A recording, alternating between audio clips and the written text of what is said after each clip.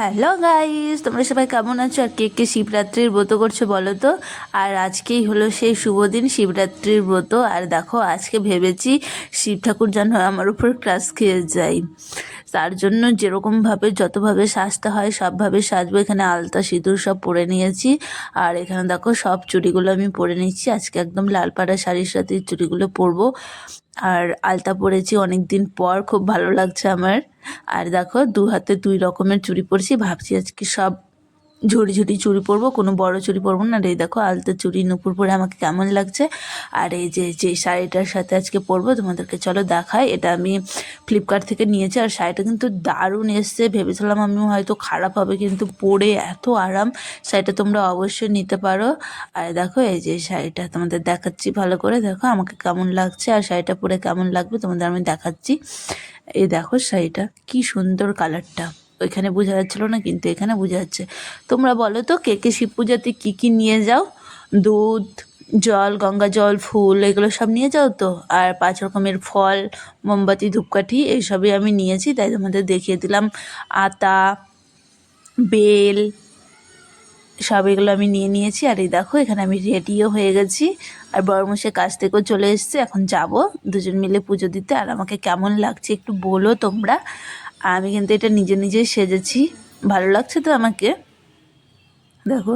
আর এই প্রথম লাল পাড়ের শাড়ি পরে কিন্তু আমি পুজো দিতে যাচ্ছি। বিয়ের আগে আমি মার যা শাড়ি পেতাম তাই পরে চলে যেতাম পুজো দিতে। আর এবার কিন্তু লাল পাড়ের শাড়ি নিয়েছি। আর লাল পাড়ের শাড়ি পরে আমাকে কেমন লাগছে অবশ্যই তোমরা বলো।